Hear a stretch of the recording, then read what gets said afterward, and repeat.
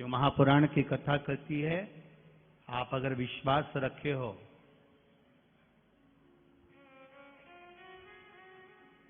सफेद आंकड़े की जड़,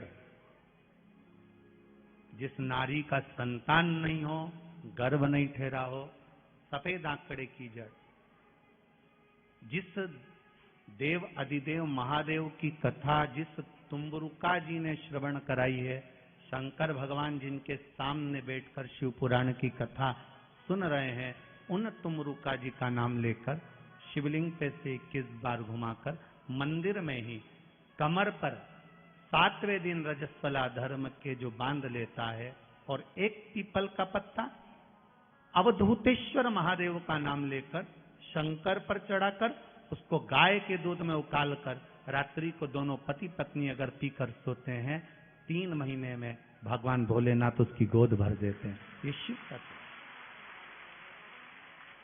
शंकर देता जरूर है।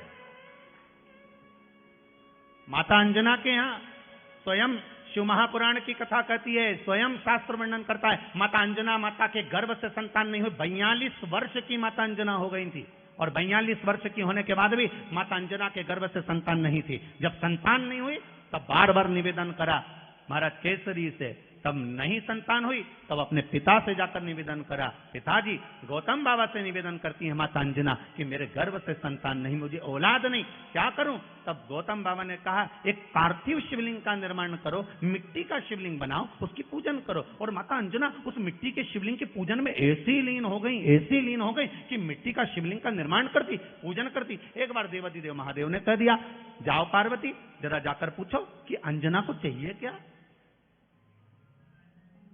अंजना माता को चाहिए क्या।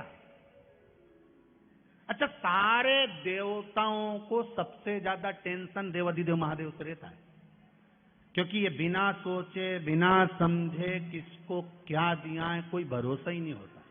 एक बार तो ब्रह्मा जी ने खुद ने कह दिया, साहब हमको तो इस्तीफा दे दो, हमको नौकरी करना ही नहीं वैकुंठ में बिल्कुल भी। तो भगवान विष्णु ने पूछा हुआ क्या?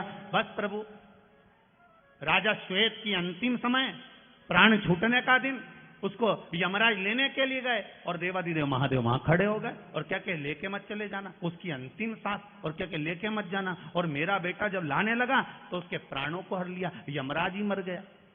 फिर मेरी पोती गई मृत्यु देवी, उससे कहा उठा ला राजा श्वेत को, वो राजा श्वेत को जैसी मृत्यु देवी ने फांस डाली, भगवान शंकर ने उसको भी मार दिया। अब बताओ, सूर्य नारायण भगवान बोले कि मेरा बेटा भी मर गया, मेरी पोती भी मर गई, अब बताओ क्या करें? तो भगवान ब्रह्मा जी ने शंकर जी से जाकर कहा, भोलेनाथ ये आपकी आदत बहुत गलत है, जब इसको मरना था तो आपने क्यों बचाया? शंकर जी बोले मेरे मंदिर में बैठा था, जगह तो देखो कि कहां बैठा है।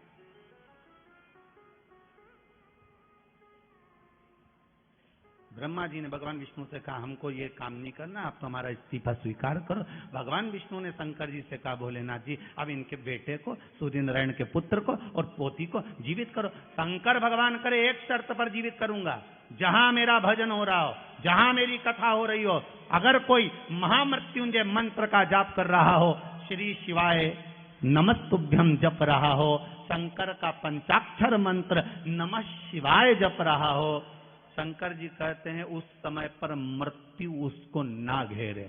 तो इतने में सूर्य नारायण भगवान कहते हैं शपथ लेता हूं, संकल्प लेता हूं, जहां आपका नाम होगा, अगर पृथ्वी पर कोई मरने का भी समय आ गया तो पहले आपसे पूछा जाएगा उठा ले, तुम बोलोगे तो बात दूसरी है। शंकर जी बोले हम बताएंगे तो उठाना, हम बोल दें अगर ये शंकर जी का नाम जप रही है और पड़ोसन नी जप रही है तो हम इशारा कर देंगे बाजू वाली को उठा ले। तुम टेंशन मत ले रहो, तुम तो शिव जपो। अब क्या सोचना, अब सोचो क्या, इसलिए